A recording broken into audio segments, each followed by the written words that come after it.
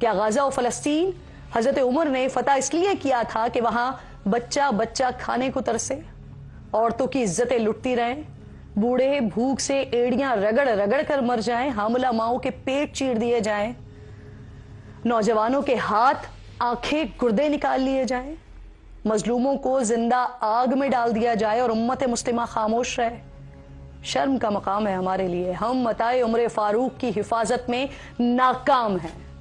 2 ارب مسلمان ہیں لیکن کوئی ایک مثل عمر فاروق نہیں جو فلسطین میں برستے گولوں کو روک سکے، جو اسرائیل سے اس کے ظلم کا حساب لے سکے، جو امریکہ کی آنکھوں میں آنکھیں ڈال کر بات کر سکے۔ ایران اسرائیل جنگ میں ایران نے ثابت کر دیا کہ اسرائیل ناقابل تسخیر نہیں ہے۔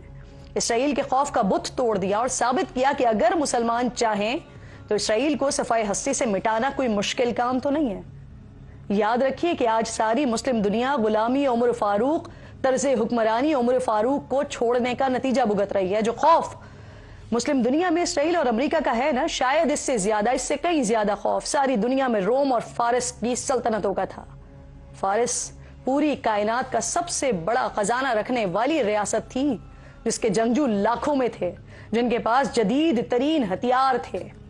رومی سلطنت وہ تھی جو دنیا کے 3 بر اعظموں پر قائم تھی، جن کے پاس دنیا کی سب سے بڑی فوج تھی، جسے ہرانا دیگر ریاستیں ناممکن سمجھتی تھی، جس کے خزانوں کا اندازہ لگانا مشکل تھا، اور اس کے مقابلے میں مسلمانوں کے پاس نہ ہی لاکھوں کا خزانہ تھا، نہ ہی لاکھوں کی فوج تھی، اور نہ ہی جدید ترین ہتھیار تھے، بلکہ حالات یہ تھے کہ مسلمانوں کے پاس جنگی سواریاں بھی پوری نہیں تھیں۔ لیکن وہ فیض عمر تھا، وہ نگاہ عمر تھی کہ جس نے ایسے سپہ سالار پیدا کیے، فوج میں وہ جذبہ اور وہ ولولہ پیدا کیا، وہ یقین خداوندی ان کے وجود میں ڈال دیا کہ جنہوں نے بڑی سے بڑی طاقت کو اپنے آگے زمین بوس کر دیا۔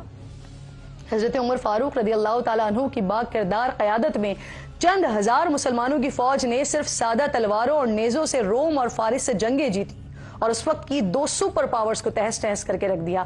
آج بھی یہ ممکن ہے، جس کی ایک جھلک ہمیں آپریشن بنیان مرصوص پہ نظر آئی کہ کیسے اپنے سے 5 گنا بڑی فوج کو ہم نے شکست سے دوچار کیا۔ ٹیکنالوجی سے لے کر آپریشنل حکمت عملی تک، بیانیے سے لے کر سفارتکاری تک، ہر سطح پر بھارت کو رسوا کر کے رکھ دیا۔ لیکن ہمیں قوم کے ساتھ ساتھ ملت کے مفادات کے تحفظ کی بھی ضرورت ہے۔ نیٹو کی طرز پر اسلامی اتحاد بنانے کی ضرورت ہے، اور پاکستان کو اس کو لیڈ کرنے کی ضرورت ہے، کیونکہ یہ دنیا کی واحد ریاست ہے جو اسلام کے نام پر بنی ہے۔ یہ واحد اسلامی ریاست ہے جو ایٹمی قوت ہے، ورنہ یاد رکھیے کہ کل بھی یہ طاقتیں ہمیں آپس میں لڑوانا چاہتی تھیں، چاہے وہ نام امریکہ نہیں تھا، فارس تھا، اسرائیل نہیں تھا، روم تھا، لیکن کردار اور طریقہ کار وہی تھے جو آج ہیں۔ مسلمان ایک قوم ہیں، ایرانی نہیں، پاکستانی نہیں، افغانی نہیں، سعودی نہیں، ترک نہیں، قطری نہیں، ہم مسلمان ہیں، بس مسلمان۔